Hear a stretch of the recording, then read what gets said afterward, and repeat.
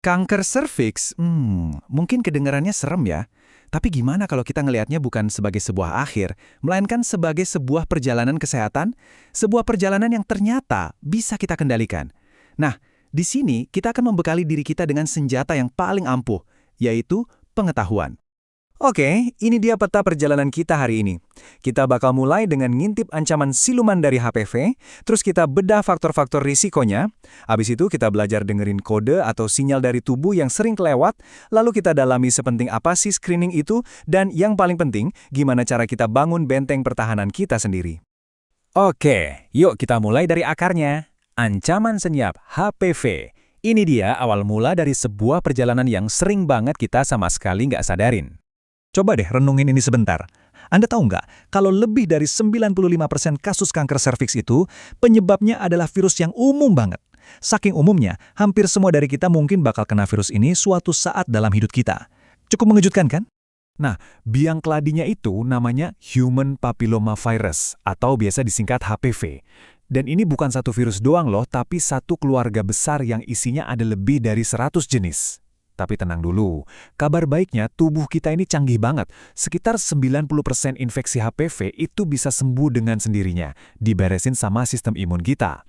Yang perlu kita waspadai itu adalah tipe-tipe yang bandel, tipe berisiko tinggi, terutama HPV 16 dan 18.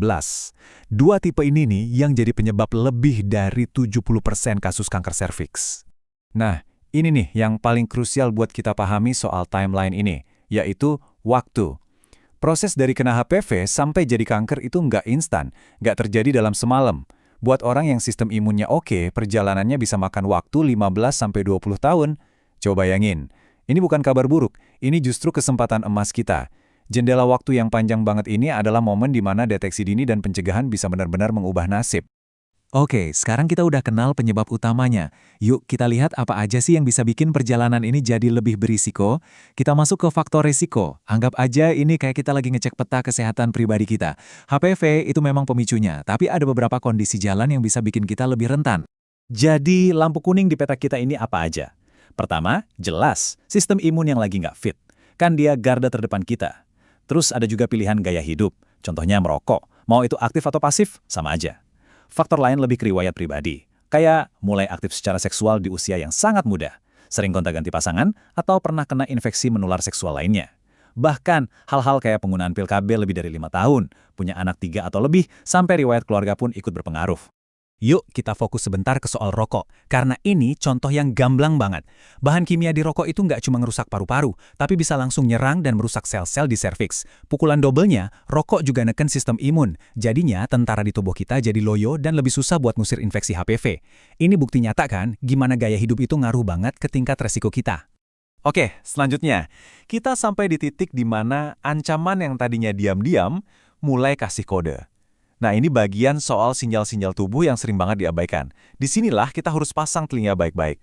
Lihat deh bedanya, jumplang banget kan? Di tahap awal, gejalanya seringkali nol besar, gak ada sama sekali. Perubahannya itu senyap, terjadi di level sel. Gejala baru nongol pas kankernya udah lebih parah. Misalnya pendarahan yang gak wajar, keputihan aneh, atau nyeri di panggul. Nah, inilah kenapa nungguin gejala muncul itu bukan strategi yang cerdas. Kita harus jemput bola.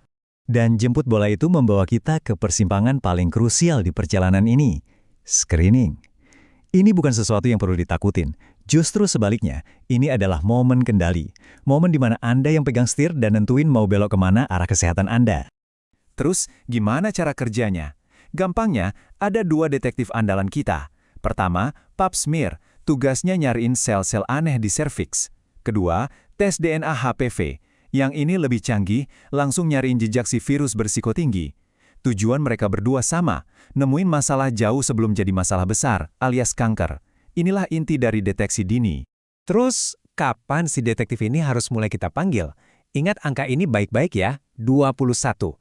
Ini adalah usia yang direkomendasikan buat mulai screening secara teratur. Anggap aja ini garis start untuk ngambil alih kendali kesehatan serviks kita secara proaktif. Dan ini dia alasannya kenapa semua itu penting banget. Lihat angkanya. Ini bukan sekedar data, ini taruhannya nyawa. Kalau ketahuan di stadium 1, peluang buat bertahan hidup 5 tahun ke depan itu 95%. Tinggi banget. Tapi, Kalau baru ketahuan di stadium 4, angkanya anjlok jadi cuma 15%. Bedanya drastis banget kan? Dan kuncinya cuma satu, screening rutin. Jadi, kita udah kenal musuhnya, tahu risikonya, ngerti cara deteksinya. Sekarang bagian yang paling ditunggu-tunggu. Gimana caranya kita bangun benteng pertahanan yang super kokoh buat ngelindungin diri kita? Ini dia, 5 pilar utama pertahanan Anda. Nomor 1, vaksin HPV. Anggap ini perisai utama Anda. Kedua, jangan pernah bolos screening rutin. Pap smear dan tes HPV itu radar kita. Ketiga, praktekkan seks yang aman. Keempat, hentikan kebiasaan yang bikin benteng kita rapuh. Contohnya merokok. Dan kelima, perkuat pasukan dari dalam, yaitu sistem imun kita dengan gaya hidup sehat. Jadi pesan utamanya adalah ada harapan yang besar banget. Deteksi dini itu benar-benar kunci sukses pengobatan. Kalau kita bisa nemuin ini di tahap awal, saat masih bibitnya, peluang buat sembuh total itu sangat-sangat tinggi. Jadi kekuatan itu beneran ada di tangan kita masing-masing. Pada akhirnya, perjalanan kesehatan ini sepenuhnya milik Anda. Anda sekarang udah tahu petanya, udah tahu juga alat-alat untuk mengubah arahnya. Jadi pertanyaannya bukan lagi apa, tapi kapan. Langkah proaktif apa yang akan Anda ambil hari ini? Apakah dengan mencari info lebih lanjut soal vaksin?